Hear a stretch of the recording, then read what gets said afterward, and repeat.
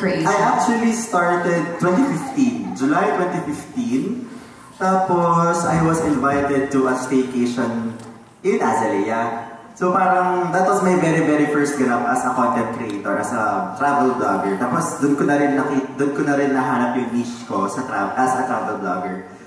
Kasi ako din, ewan ko, ever since I was a kid, I was really an addict. Addict talaga ako sa pagbiyahe. Parang droga siya sa akin. Pag hindi ako nakabiyahe, parang balisa kasi ako pag nasa work. Ganun, hindi ako makakoncentrate. Gusto ko on the go ako palagi. Gusto ko nagka-catch ako ng flights. Yung mga ganong bagay. So parang travel content creation for me is a very rewarding experience. Kasi dati, I'm really an introvert. Tapos parang when I started traveling, mas kumapal yung mukha ko. Yun lang. Oo nga na. Yung traveling talaga, it really makes you experience different things. Ano. Sige, from here, nearest to me, let's go to the farthest person from me. Yos, paano ka nagsimula sa travel content mo and travel-related things? Nag-start kasi yun, yung love for traveling back in college pa. I used to play volleyball for UST. So UST gave us a lot of chance na makapag-travel, like Bacolod. Una dito muna sa Philippines and then lumabas kami para to play for UST sa Thailand naman. So parang doon nakita ko yung culture ng Thailand. Sabi ko parang siya pala mag-travel. Kasi bata ka pa doon, di ba? Parang wala ka pang chance para mag-travel. So yun, doon ko na-experience na parang ang sarap pala mag-travel, makamit ng mga bagong tao, ng bagong culture. Tapos yun, fast forward to content creator. Actually, si Ted ang lagi nagsasama sa akin pag sa travel naman. Ayun, sa mga travel. Ayun, parang actually nag-start yun. Parang nauna talaga yung parang nag-travel alone muna. Parang, ayun, tapos nag-keep up na lang yung nag-offer na parang tour. Yun, mga travel agencies mag-offer ng mga products or ng packages to travel. Ayun. Nag-start pala ito because of an athletic involvement. Mamaya siguro may sample spike din tayo kayo. Sample set, gano'n. Sige, balik tayo dito kay Demi. Ikaw naman, Demi, how did you start here? I grew up in a very strict household. Mula nung bata ako, makiki-birthday party na ako pinapayan. So, dami nakaka-relate, Demi. Oo, yes. So, parang dun naging rebellious kasi ako, to be honest. Ayun. Pero dun nag-spark yung nag-grow yung curiosity ko sa mga, nakikita ko lang sa pictures yung mga places, mga Palawan, Cebu, ganyan. Pero dun rin nag-spark na, one day I will go to Cebu. One day I will go to El Nido. Mga ganyan. But then I became a single mom. Nung 20s ko, syempre nag-aalaga ako ng anak. But then nga, yung anak ko, parang yung nanay, yung nanay ko na ang nag-alaga nung anak ko. So, doon ako nag-start na makapunta sa mga places. Pero una, yung malalapit lang, Pangasinan, La Union. Nagsusurf ako sa La Union kahit hindi ako marunong lumangoy. Kasi wala akong masyadong experience. Yes, oo. Masyado kasing strict ang parents ko. Ganun. So, yun, doon nag-start. In terms of blogging naman or doing content creation, I started with Instagram. Yun, and then may mga nag-reach out sa akin ng mga bikini content, gano'n. So, meron palang pera sa traveling din. Tsaka free stuff. Mami reveal daw, ma. Joke lang. Baka mamaya. But it's nice to hear, no? Nag-start siya because it was not really the most, I'd say, the most pleasant, parang unconventional way to travel. Nagrebelde. But well, look where it took you, diba? A mompreneur. Yes. And everything naman. It turned out to be positive naman. Pero hindi rin naman ako yung parang cheeky na hindi. Hindi naman ako nag-addict. Parang talagang na-spark lang yung sabi mo kasi addict ka. May mga kukwento siguro about cheeky mamaya pag may oras pa tayo. Kasi kasama ko si Cheeky na nag-travel together with Elevate Benguet. Sinasama ko siya going around Benguet. Kaya super close rin kami yan. Kaya love it. Salamat. Salamat sa kwento, Demi. Oo. Actually, nung bata pa talaga ako, fan ako ng mga aeroplano. Pag may nakita akong airplane, talagang tinititigan ko sila. Tapos kasi yung papa ko, di ba, nag-abroad. So, simula bata ako, every time na hinatid ko sila sa airport, tuwang-tuwa ako sa mga aeroplano. Tapos sabi ko sa sarili ko na, ang dream ko talaga is to travel. And, syempre nung nakapag-aral ka na, nakatapos ka na, kumikita ka na ng sarili mong pera, doon na nag-start yung sabi ko, sige, pag nakagraduate ako and may pera na ako sarili, magta-travel ako. So, ang first travel ko is nag-Hong Kong ako and sobrang saya ako kasi Disneyland agad. Tapos, ayun, nagta-travel na ako. And then, wala pa masyadong social media that time, hindi pa okay Instagram. And then, nagplano kami ng mga social media friends ko, like si Larry Policarpio, kung kilala nyo, DJ Razon. So, yun, yung mga friends ko, nagyaya ng Singapore. Tapos, nung nag-Singapore kami, lagi nila ako sinasabihan na, ano ba na yung Instagram mo? Ang pangit-pangit. Ayusin mo, tsaka mag-public ka kung gusto mo maging, wala naman akong alam, like sa mga ganyan. Tapos, nung nag-Singapore kami, lagi nila akong story, tapos yung mga tao, tuwang-tuwa sa akin. Tapos nagulat ako, yung follower ko dumadami. Tapos sabi niya, ayan na, start na yan. So, ayusin mo na maglagay ng travel photos mo na maganda, i-curate mo, tinuruan nila akong mag-curate ng feed, ng photo, para maging mas maganda yung Instagram ko. Kumbaga, aesthetic, ganon. Ano ba aesthetic? Chirik, ganon. So, ayun, tapos simula doon na nag-start na, sige. Tapos pag magta-travel kami, ayan, post ng mga gandang photos. Wala pang TikTok nun eh. So, very pure Instagram na talaga yung ano. So, yun, nag-travel kami. And then, eventually may mga brands na pumapasok. May mga, dati dream ko lang na makapag-travel ngayon. May mga free travels na kami. Like, kinukuha kami ng Club. Kinukuha kami ng KK Day, ng mga ganyan. And may mga resorts and may mga provinces na kukuha sa amin to promote like Batangas Lakelands, mga gano'n. So, yun, doon nag-start yung dream ko maging social media content creator, not for just lifestyle, but sa traveling. So, yun lang, dreams will always be dreams until you make it happen. Wow naman. Thank you very much, candidate number 5. Yeah, thank you, Ted. Of course, maybe we can kwento si Miss Kim for us. How did you get started in this content creation space? Was travel your first love, or was it something like a consequence of what you really do? Yung travel sa akin, my relationship with travel, I've been very fortunate na while a lot of my family is here in the Philippines, meron din sa States. And my first real travel was actually from the States papunta dito sa Philippines. So kung si DJ Riley ay made in Baguio, ako naman po ay made in the USA. Important. Tapos, yun, so this was the early 90s. Maraming, morbid cases of kidnappings, ganun. So medyo na-paranoid ang parents, di ba? So since my grandfather wanted to also relocate back here to the Philippines, lahat na kami sumama. So yun, 2 years old, flew to Metro Manila, eventually moved to Baguio. So I'm very, very fortunate that it's always been a part of my life. Yung part na medyo pumasok yung content creation talaga, would have been a few years back, the first time that I was able to travel internationally na ako lang. So I wanted to reconnect with my roots because my grandmother is Japanese. Hindi masyado malata. My grandmother is Japanese. I wanted to reconnect with my roots. I didn't have anyone to go with me to Japan. So I went alone because I wanted to go. Tapos doon yung medyo nagpo-post talaga ako regularly sa Instagram and pati sa blog, which at the time, I didn't even have a domain or anything. So nung medyo dumami yung views, dumami yung shares, naging mas exciting siya. So that's when I decided, like, okay, I'm gonna get a real website. I'm gonna get a big girl domain. Tapos yun, dun po nag-start yung mas regular, mas curated na posting. But why is it Kani Kim? Kani, pagkain. Yung sinabi ko. Ano Kani Kim?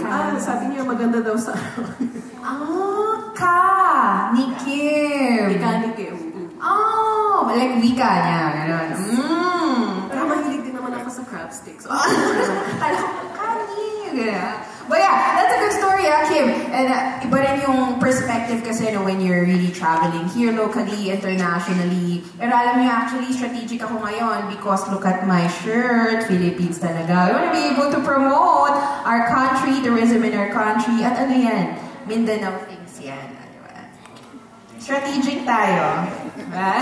But anyway, yun nga, no? We were talking about their stories of how they started and also yung mga kwento nila kung nag-aadik-adik sa travel.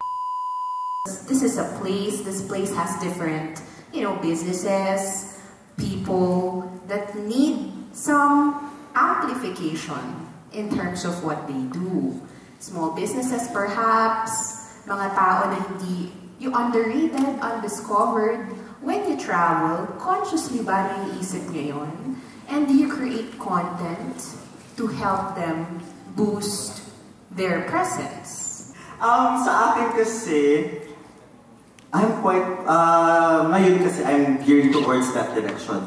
Kasi dati I'm just plain traveling, I'm just plain promoting the place as it is. Parang ako kasi yung tipo ng traveler na WYSIWYG, what you see is what you get. So parang kung ano yung experience ko, yung ikikwento ko. So parang, when, di ba syempre, the social media, the different social media today, they change their algorithms regularly. Medyo frustrate kung minsan kasi syempre yung engagement mo parang pabago-bago kasi yung timpla. So parang ngayon, it's our job as content creators to make a story out of our travels. Kasi syempre, hindi lang siya traveling itself. Parang you are telling a story and at the same time you're promoting the products, you're promoting the, ano bang tawag doon, hole-in-the-wall products, yung mga hindi pa na-experience or hindi pa masyadong na-expose ng mga businesses or mga delicacies or may mga things to do in a certain place na parang ikaw mismo magugulat, may ganun pala sa place na yun. Actually, that's true, no? Kasi marami tayong mga bagay. Ako mismo sa sarili ko, marami ako mga nadidiscover na things na I wouldn't have known if I haven't seen them being written about or posted in some creator's space, blog or social media. Ang dami kong mga nasubukan because of content creators. Yan. Ikaw, Demi, what's your story naman there? For me, it's something that I really have to do. Kasi with Elevate Benguet, isang team kami, pero naka-rely sila sa akin for the write-up and also for the pictures. Parinig yun. Hello, Kuya Larry, Kurt. Okay, yeah. But yeah, it's something that I really have to do. Now na meron akong group na ganun. So yeah. So for example, nung pumunta kami sa Benguet. Sa Benguet. Pero there's some certain barangay na pinuntahan namin na merong 100 plus years old na matandang babae. She's undocumented. Pero ano lang, kasama ka ng LiQWYD. Kumain kami ng pinunod nun. Yummy. Hindi ko expected na makaka-encounter ako ng someone like her. I've already met Apo Wangod, pero siya kasi very undocumented. Hindi siya lumalabas ng barangay na yun. And ewan ko, parang amazed kasi ako sa kanya dahil she's all smiling and parang ang ganda talaga ng aura niya. Yung skin niya is very, marami ng lines, pero ang ganda niyang ngumiti. So, it's really something that I have to post online. So, ayun, dapat conscious ka sa mga nakakasalamuha mo, sa mga ginagawa mo. Kahit something na parang ordinary lang sa mga napuntahan mong places. It's a story sa ibang tao.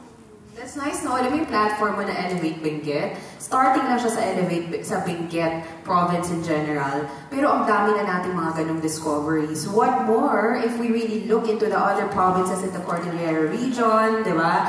In the other provinces in the Philippines, I think we're really a rich country because of what we can offer sa natural resources. Ganda nun. Thank you for that, Demi. How about you, Kim? Kwentong travel experience. Definitely a very, very big supporter talaga ng local businesses, small businesses. For their economic benefit, for them to be able to sustain what they're doing. And honestly, selfishly, for myself din, it's a one-of-a-kind experience. Kasi when you go somewhere far out of your hometown, far out of where you're based, and you go to a place that's owned by a family who really grew and cultivated their business, whether it's a restaurant or a shop or what have you, doon talaga sa lugar na yun. That's a one-of-a-kind experience. That's not something you're going to be able to get anywhere else in the world. You can go to a chain restaurant anytime. Well, you can go to a chain restaurant, you can go to international, may iba't ibang branches kung saan-saan sa mundo. Anytime you can visit those. But when you look at things that are really grassroots, family-owned, small businesses, it's so rare and it's so special. So sa akin talagang yun yung mga super important to feature. And for your own experience din, na you're not going to be able to get that anywhere else. Ganda na personalized experience. It's not like a standardized thing that you get to experience with international chains. Ganda, yeah. 10, ikaw naman 10. Ayun, ako naman, actually conscious ako sa pagpo-post on my social media accounts, lalo na for for travels. Kasi it's our job hindi lang naman kami magpo-post lang kami for ourselves.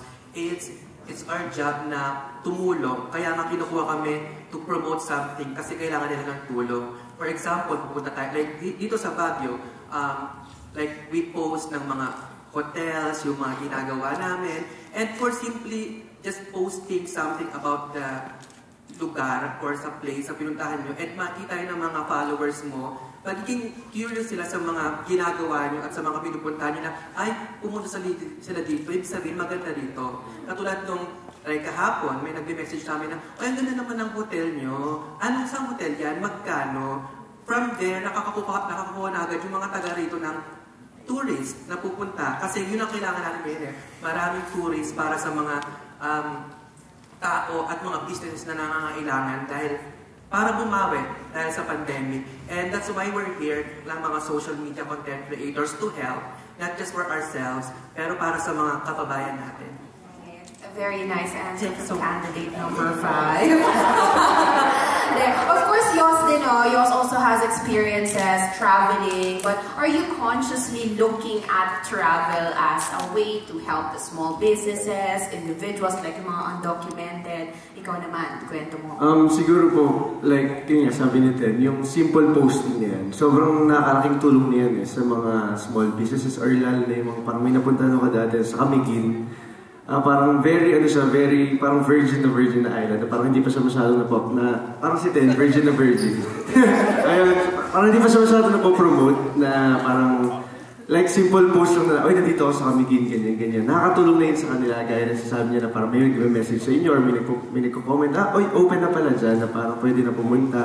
Ngayon, simple, ako kasi pag nag-travel ako, gusto ko yung parang, yung walang itinerary. Gusto ko naliligaw ako sa isang place na parang mag-discover ko, may ganito pala dito na sobrang hindi mo makita minsan pa sa social media na na-post na kung sino man. Or, yun, dun, pag pinost mo yun, parang may inspire kang mga tao din na pwede palang puntahan yan dyan. So yun, kahit simple story or simple posting lang kahit nga sa Facebook mo lang minsan lang, simple posting mo lang na gano'n, makakatulong na yun sa mga small businesses. Parang hindi mo makaka-hurt yun sa na parang hindi ka bayad for the posting like that, diba? It's a responsibility also, for people who hold platforms, especially yung mga panelists natin on stage. Ako curious ako, for people who are massive travelers like yourselves, paano nyo ba na-fund yung travels nyo? You may have some full-time jobs or magaling lang ba kayo mag-score ng mga airline tickets? Chumacharot ba kayo sa mga hotel sponsors? How do you get to sustain all of these traveling activities that you're doing? Especially for our AKA addicts sa travel, Cheeky. Share mo naman. Kasi I am a full-time government employee. Doon ko kinukuha yung travel funds ko actually. So it's a combination of all the things you said, Ate Ace. Kasi parang traveling kasi for me is an experience on its own. So parang ako, when I get to travel, well, yung sinabi ni Kuya kanina, na Kuya Yos, na gusto ko yung nawawala ako dun sa isang place. So parang ako naman, syempre ako may itong addict na sa travel. Kada upo ka sa opisina, yun ang una kong ginagawa, naghahanap ng flight tickets. Alam niyo na mga office mates ko. Alam nila yun, saan ka naman pupunta, chiki, ganyan. Alam, abangan nyo na lang po sa Instagram ko, ginaganon ko na lang sila. So parang, ano kasi, syempre I'm living alone, I'm single. I'm single.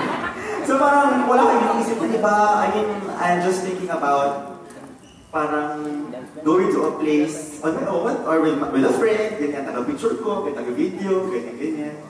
So parang yung mga funds talaga really comes from my work. And kung minsan, kung may mga generous brands na luckily I get to partner with, to name a few, Azalea, may mga travel bags din and mga outdoor stuff na nag-offer ng products para in exchange of a promotion. Parang, of course, it's also a good avenue for me to grow my page, to grow my brand as a blogger. Parang syempre, credibility din natin yun as a content creator na parang, oh, this blogger is being tapped by a brand. So parang you get to influence your followers to try that brand as well. Ayun lang din naman. So salary funded tayo, Chiki. Oo. Bongga no. Kabalik tayo ng gobyerno. Yes. For Demi, you have a small business, so yung may nakita kami outside, but I know you also have a lot of other things. Paano mo fina-fund? Ano ba yung mga nakakapanaan mo? I've been working as virtual assistant since 2011. So, dollars. As an exchange rate pa naman. Yes. So, I was lucky enough to have clients na binibigyan ako ng bonuses for travel. Yun. Support your clients. Yes. At saka alam kasi nila na super lakotsera talaga ako. We stand clients that support our luho in life. Yes. Yeah. And ano kasi, aside from, yung clay earrings na business, ang dami ko nang nasimulan na parang businesses rin noon. So, ayun, basta nakahakot na ng maraming kwarta. Ganyan. Alis na ako. Ganyan. Pero seryoso yung sugar daddy. Yan siya rin. Hindi mo na alam kung anong serious or not. Pero yun nga, funded by the employment, funded by businesses. For Kim, how about you? Gaya ko ulit kay Miss Demi. I'm actually also a virtual assistant. Yun. So, kaya medyo weird ang schedule. Kaya ako, sleep deprived but feeling alive. Kasi night shift ako. Train some work! Yes. So yun, minsan medyo haggard, but it's a full-time job. Tapos pag minsan medyo matagal na yung hours, gusto ko na matulog, iisip ko, mag-a-attend pa ako ng Northcon mamaya, gano'n. Iniisip ko na lang na some of those funds can go to travel. And mas nakaka-motivate siya. Mas nakaka-motivate siyang galingan lalo para malaki ang bonus. So salary funded ako as well. Salary funded din. Pero, di ba, gano'n naman din talaga for most people. We really rely on our salaries to fund everything that we need, including travel. Okay. But for Tan and Yos, it might be a little different. How do you fund your travels and the other things that you do for content creation? Actually, yung pagka-travel talaga, hindi siya biro. Sobrang dami mong effort and pera na kailangan to travel. Hindi lang siya basta, gusto ko mag-travel bukas, na ando ka na sa kabila. Wala, hindi siya ganon. So, kailangan mo talaga ng pera. And sa case namin, may work din kasi kami. And then, nag-livestream kami. So, yun actually nagpa-fund for our travels. Pero luckily, sabi nga yung Cheeky, may mga generous na brands, na big brands na nag-reach out sa inyo. For example, like sabi ko, yung Clue, you can travel, and yung mga activities nyo is tuloy na for in exchange of posting, ng mga ganyan. And then, natuto ako sa mga friends ko na huwag mahiya to reach out minsan sa mga hotels, like kami, pag nagka-travel kami, ng group namin. Kasi pag nag-travel kami, so marami kami, so parang full pack siya. And then, all-star casting, Chinese. Mga ganyan. So, nag-reach out kami sa mga hotels, like, hindi naman siguro like freeloader, hindi siya freeloader.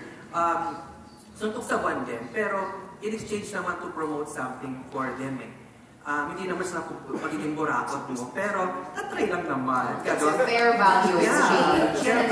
Oo, totoo. At yun, kami nakapag-travel kami, like punta kami ng Thailand, ng Bali, ng Singapore, and kung saan man, nakakuha talaga kami ng free accommodation, hotels, activities, plane ticket minsan, ganon. Pero kung sobrang laki mo na talaga.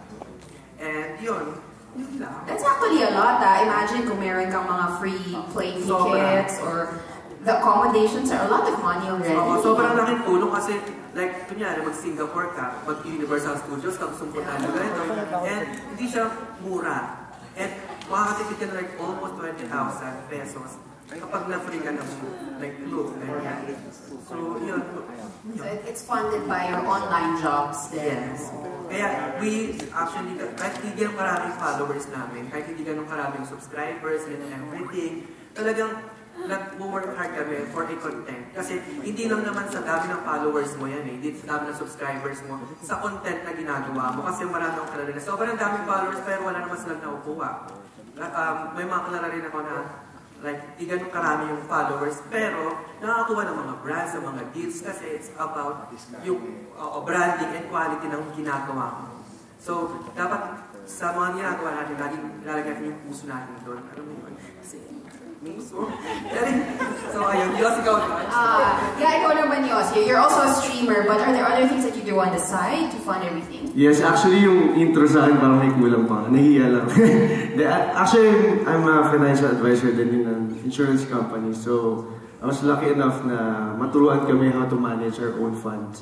So, because of that, I learned how to manage din yung kung paano mag-budget na ito, pwede ito sa ganyan. And then, other sources din ng income namin from live streaming and then sa social media. Ayan, sometimes lucky enough nga na, actually nasabi na nito lahat, lucky enough na minsan may mga kuwang brands na mag-free trip to ganyan, na like deal with Cebu pa or other airlines, mga ganyan. Ayun. But I heard you also have a business. Orange style po sa may mga nakakala. Orange style. Ako po yung nagde-design din ng orange style. Mga accessories din siya. Bracelets, necklaces, mga golds. Okay. Ayun din. So yeah, two of our panelists pala may businesses din of their own. So ganyan naman, actually, kaya-kaya naman din talaga ma-fund ang travel needs na talaga ng travel wishes natin for that matter. Kaya-kaya naman talaga ma-fund. Dahil hindi naman kailangan laging mahal ang travel. Diba? Kaya naman natin ng budget travel, kaya naman natin magtipid, pwede naman tayong pumunta dun sa mga non-super commercialized things, diba? And syempre kasama natin sila. Oh, bawal shy type. So mga Gilagids, dito po tayo ngayon sa Baguio Convention Center kung saan gaganapin po ang Northcon.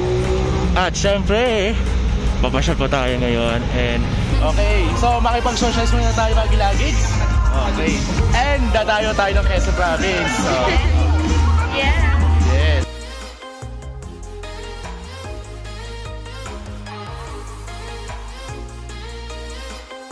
So, actually ako na pala taga Rizal na nakapunta dito. Yes. Yes, students from St. Louis University. Hello. So, pupunta tayo sa mismong command center ng Baguio at makikita natin kung paano nila ginagawa to for the first time ever.